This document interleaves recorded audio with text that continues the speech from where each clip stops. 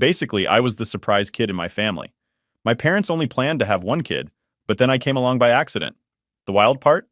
My mom didn't even realize she was pregnant with me until she was almost at the end of her pregnancy, when it was way too late to think about not having me. Ever since I can remember, my parents have always made it super clear that I was an unexpected addition to the family. And it's not just something they say, it's something they show in everything they do. It's like, from the moment I started understanding things around me, I could see that my older brother Vincent was the golden child, the one they always put first. It felt like they had this plan to make things tough for me from the start. For example, they sent me to a regular public school while Vincent got to go to a fancy private school. Then there's this whole other part where my brother got all his college fees paid by our parents. But for me, it was all about finding scholarships to cover my education. It's a part of my life I don't really like to bring up much. Honestly, for the longest time, especially during the early years of high school, I wasn't doing great. I was the super shy kid who didn't really believe in himself and didn't know what I was capable of. That all changed when I hit my junior year of high school. Around that time, I made friends with this group of kids who were just different. They kind of took me under their wing and showed me a new way of looking at things. They helped me see that I could be more like them in all the best ways. Inspired by my new friends, I started to really push myself. I worked hard at my studies, but I also made sure to have a good time. This new approach paid off big time. I ended up climbing to the top ranks of my class, and that effort landed me a scholarship that covered all my college expenses. I got into one of the top universities in the country for computer science, which was pretty awesome. But would you believe it? Even that didn't seem to impress my parents. They were hung up on the idea that a computer science degree wouldn't get me as far in life as a business degree would. So, moving on to college was a big deal for me. It marked a turning point where I finally stepped into my own space, making decisions for myself, and focusing on what I wanted out of life. This was the moment when the opinions and expectations of my parents began to matter less and less to me. I was on a journey of self-discovery, pursuing a degree in computer science, which I was genuinely passionate about. My college days were not just about academics. They were about personal growth, finding my own voice, and learning to stand on my own 2 feet. As I got more engrossed in my studies and started building my future, the communication with my parents dwindled. It wasn't a sudden cutoff, but more of a gradual fade, as day by day, our conversations became less frequent and more superficial. Meanwhile, my brother Vincent's journey through college was unfolding in a drastically different way. College life hit him like a freight train. The freedom and responsibilities that came with being a college student were overwhelming for him. Unfortunately, Vincent found himself in the company of people who made poor choices seem appealing. The allure of parties, the pressure to fit in, and the constant availability of drugs led him down a path he wasn't prepared for. It wasn't long before these choices began to take a serious toll on his academic performance and personal life. Vincent's situation escalated quickly. His involvement with drugs deepened, and the consequences of his actions became more severe. The climax of his downward spiral was when he got a girl pregnant. This event marked a significant turning point in his life. Despite his potential and the opportunities he had, his academic performance suffered to the point where he could no longer continue his education. He had to drop out of college with a GPA that was far from salvageable. But in the eyes of my parents, Vincent could do no wrong. They saw him as their perfect son, led astray by external influences rather than someone making his own choices. They absolved him of all responsibility, blaming his friends for the predicament he found himself in. This narrative allowed them to overlook his repeated failures and continue to support him unconditionally. Vincent's journey through rehab became a recurring theme, a cycle of trying to recover followed by relapses. Throughout this turbulent time, his pregnant girlfriend, ostracized by her own family, found refuge with my parents. They welcomed her, perhaps seeing it as a way to mend the situation, or maybe to maintain the image of a caring family despite the chaos unfolding within. This entire situation put a spotlight on the stark differences in how my parents viewed and treated Vincent and me. It highlighted the contrasting paths we were on, despite coming from the same family. My journey through college, marked by independence and self-improvement, stood in sharp contrast to Vincent's, which was mired in struggles and setbacks. Yet, in the narrative crafted by my parents, Vincent remained the victim of circumstances, while my achievements and challenges were minimized or overlooked entirely. This dynamic, complex and fraught with emotion, underscored the deep-seated issues within our family, revealing the divergent paths and perspectives that defined our respective experiences. After college, things started to look up for me in a big way.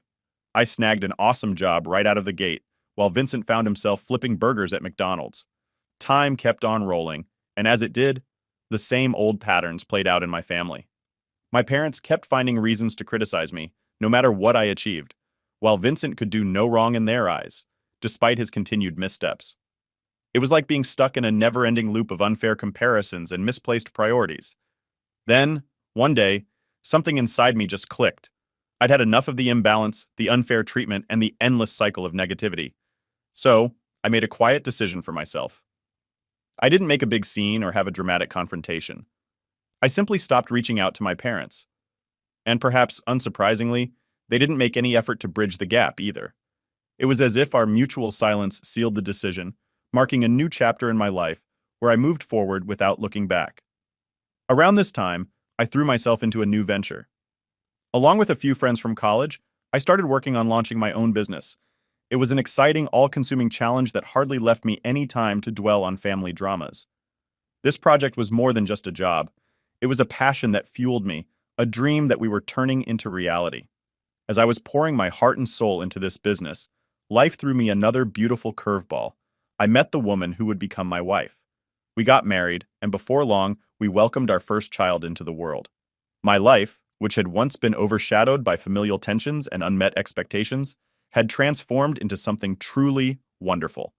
I had my own family, a fulfilling career, and a life that was mine to shape. Looking back, I realized that stepping away from the negativity of my parents wasn't just about putting distance between us.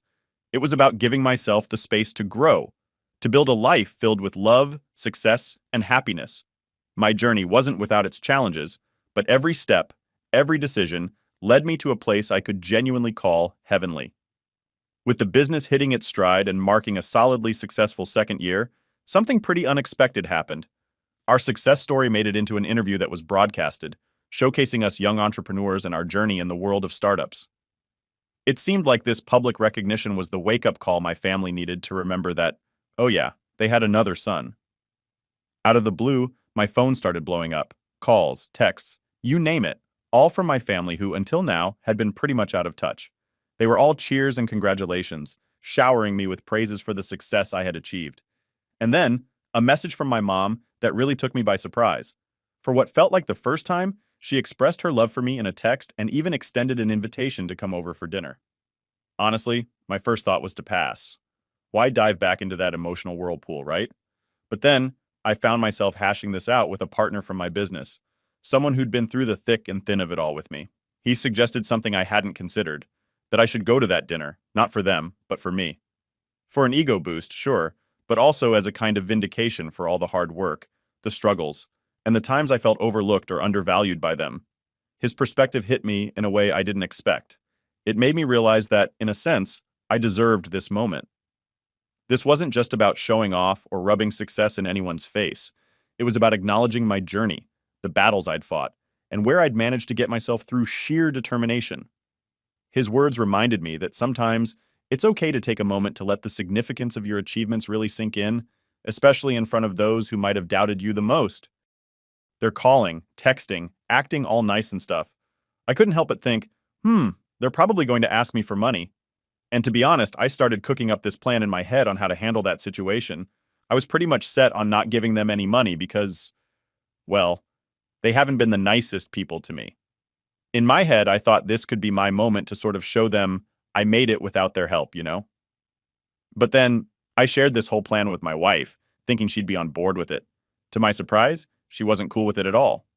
She got really upset and told me that it wasn't right to take advantage of them being in a tough spot, even if they hadn't been the best family to me. She's usually super supportive and on my side, so her being this upset made me start doubting my whole plan. It was like, if she thinks it's a bad idea, maybe I need to rethink this. So here I am, kind of stuck and wondering what to do next. I thought about asking the folks on Reddit because, sometimes it's good to get some outside opinions. So the big question I'm tossing out here is, would I be the bad guy if I went to this family dinner just to kind of show off how well I'm doing, knowing full well I have zero plans to help them out financially? I mean, they haven't been great to me at all, but does that justify my plan? Update 1. So after I threw my big question out there on Reddit, asking if I'd be acting like a villain for wanting to go to my family's dinner just to sort of show off and not really help them out, I got all sorts of comments. It was like opening a treasure chest in a game, but instead of gold and jewels, It was full of advice that pulled me in a million directions. Some people were giving me a virtual high five, saying, "Yeah, show them what you've achieved." Others were more on team, be the bigger person, telling me to think about my wife's feelings and maybe reconsider my plan. And yeah, there were a few comments that weren't exactly cheering for me or my approach. After reading through the chaos of comments, I had this big F it moment. Like when you decide to jump into a game level that's way too hard just because you can. I decided, yep, I'm going to that family dinner. Even with all the different voices from Reddit echoing in my head, some cheering me on, some questioning my motives, I figured I had to see this through. And here's the twist. After I showed my wife all the comments and advice from Reddit, she kind of shifted gears. Instead of insisting one way or another, she just shrugged and said, "It's your call." So there I was, suddenly feeling like the main character in a game making a pivotal choice that could change everything. And guess what? My wife, driven by her own curiosity and maybe wanting to support me in this weird, uncertain level of our life, decided she'd join me for the dinner. We didn't just decide to show up, we went all out, picking some snacks to bring along, as if we were gearing up for a friendly gathering or a peace offering. I was buzzing with excitement, not just about the dinner, but also about telling everyone on Reddit how it all went down. It felt like I was on the eve of a big adventure or a final boss battle, curious and a bit nervous about how everything would unfold. So, yeah, I'm pumped to see what happens at this dinner with my family, the same folks who haven't been in my corner for a long time. It's like heading into uncharted territory, but with snacks and my wife by my side. Can't wait to spill all the details to you guys afterward. Update 2. The day of the big, much anticipated family dinner finally rolls around. You know, the one I've been kind of stressing over and also kind of looking forward to in a weird way. So there I am, standing at the doorstep of the very house I grew up in. It's a strange feeling, like when you replay an old video game you used to love but haven't touched in years. As soon as I walk in, it's like a movie montage starts playing in my head. I'm looking around at all the nooks and crannies of the house, and bam, memories come flooding back. Some are good, making me smile, and some, well, they're the kind that make you cringe or feel a little heavy inside. But it's a mixed bag, you know? It's not like my whole childhood was a disaster.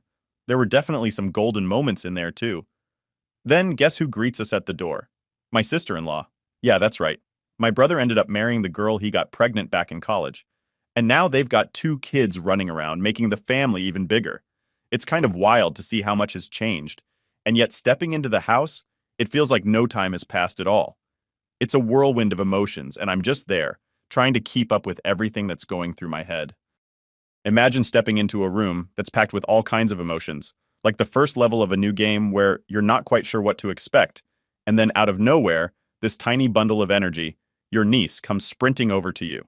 She hands you her toy, this little symbol of innocence and love, and just like that, any walls you had up start to crumble.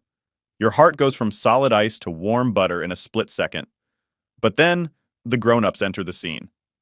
Here comes my brother, followed by my parents, and the atmosphere shifts. It's almost like in those video games when the music changes, and you know something's about to go down. You can read their faces like they're subtitles in a movie. It's all there: stress, tension, a silent scream for help. And it hits you.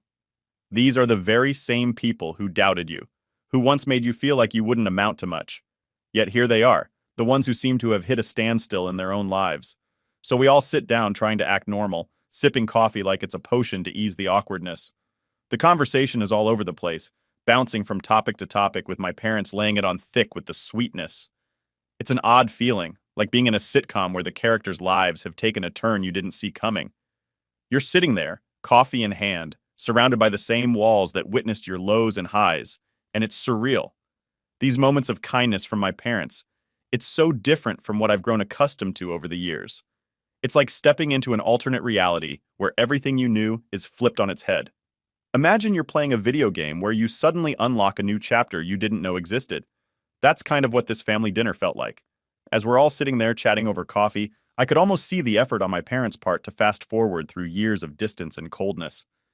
It was like they were trying to make up for lost time with an overload of kindness. But in the back of my mind, I couldn't shake the feeling that their sudden niceness had a price tag attached. It felt like I was about to become their personal ATM. As we're talking, I learn more about where everyone's at these days. My brother and sister-in-law are both grinding away at minimum wage jobs, while my parents are still plugging along in their careers. It seemed like the warm-up act was over because my mom decided it was time to dive into the main event. She starts off by reflecting on how life's taken my brother and me down very different paths. You know, the kind of talk that's meant to set the stage for something bigger. Then she shifts into this heartfelt speech about how tough it's been for them and how it just breaks her heart to see her kids not sharing the same level of success. It was clear the conversation was steering towards that awkward moment I'd been anticipating, the moment where the hidden agenda starts to peek through the niceties, the moment my mom brought up the hardships they were facing and how it pained her to see us not on the same level of success. I couldn't help it. I burst out laughing. It might have seemed out of place, but it was like a release valve for all the built-up pressure and expectations. I laid it out plain and clear for her, highlighting the irony in the situation. I pointed out how she seemed to be okay now that I was the one doing well, but if the roles were reversed, and I was in my brother Vincent's shoes, I doubted I'd get the same concern or support. This confession threw a curveball into the room, catching everyone off guard, including Sophie, Vincent's wife. I guess they were all expecting me to be the same reserved, non-confrontational guy I used to be. But see, things have changed. I've changed. Recognizing this shift in me, my dad tried a different tactic, perhaps thinking a softer approach would sway me. He shifted the conversation towards the possibility of giving Vincent a job at my company. The way he put it, it sounded like all Vincent needed was a chance, a break to turn things around. And then he played the family card, mentioning my niece and nephew to tug at my heartstrings. That got to me, I won't lie. The mention of my niece and nephew made me pause and think, but I had to stay grounded in reality. I told him the most I could do for Vincent was offer him a low-paying job at my company. It wasn't much, but it was an honest offer, one that reflected both my willingness to help and my commitment to maintaining the integrity of my business. This offer wasn't about charity. It was about giving Vincent a real chance to start fresh, even if it was from the ground up. Explaining to them that the job offer wouldn't be anything high-ranking due to Vincent's lack of qualifications seemed reasonable to me, but predictably, it didn't sit well with my parents. Their expectations were sky-high, as if by default, Vincent deserved a top-tier position without the requisite hard work or qualifications. It was clear they still saw him through rose-colored glasses, believing he was entitled to the best of everything on a silver platter. This mismatch between reality and their expectations finally pushed me to my breaking point. Frustrated and fed up with their unrealistic demands and their inability to see the situation for what it was, I told them off. It was a moment of catharsis, releasing years of pent-up feelings and resentment. As I prepared to leave, I wasn't just going to walk out empty-handed or without making a statement. Before making my exit, I had one last move to make, a plan that had been brewing in my mind, my ace in the hole. I reached into my pocket and pulled out an envelope. This wasn't just any envelope. It was crisp, meticulously cared for, and symbolized much more than its physical appearance suggested. It represented my journey, my struggles, and ultimately, my resilience. I placed it on the table with a sense of finality, ready to unveil the culmination of my long-held anticipation. This envelope and its contents were my way of proving a point, of showing my family that my success was earned, not given. It was a tangible reminder of the distance I had traveled, both metaphorically and literally, from the person they once dismissed to the individual I had become. This gesture was about closure and moving forward, leaving behind the weight of their doubts and expectations. So, after all the drama and tension at the family dinner, I decided it was high time to bring my parents back down to earth, to show them that life isn't all about demanding the best without understanding the real struggles behind success. So, with a bit of a dramatic flair, I left an envelope on the table. It was my mic drop moment. I didn't make a big speech or anything, I just placed it there, said my thanks, and got ready to leave. That envelope was my way of saying, see, I made it, despite everything. My parents, they got the message loud and clear. You could see it in their faces. They knew exactly what that envelope represented, and all they could do was exchange looks with each other. My wife and I, we then made our exit, but not before giving the kiddos a bag of treats we brought for them. Gave them a big hug goodbye too, trying to end things on a positive note, at least with the next generation. But then, as we're about to leave, Sophie, my brother's wife, comes rushing out. She hands me a piece of paper with her phone number on it, and it's got this simple message. I need help. Boom. Just like that, I'm thrown back into a whirlwind of emotions and decisions. Here I am, thinking I was just going to make my statement and exit stage left, but now there's this whole new layer of complexity added to the mix. My wife, she's on the side of reaching out. She thinks we should call Sophie and see what kind of help she's asking for. And I'm here, standing in the aftermath of what felt like a showdown, now holding this lifeline that Sophie threw my way, feeling all sorts of conflicted. So, what do I do? Dive back into the fray and see how I can help? Or keep my distance, considering all the history and hurt? It's like being at a crossroads in one of those choose-your-own-adventure games, except it's real life, and the decisions are way heavier.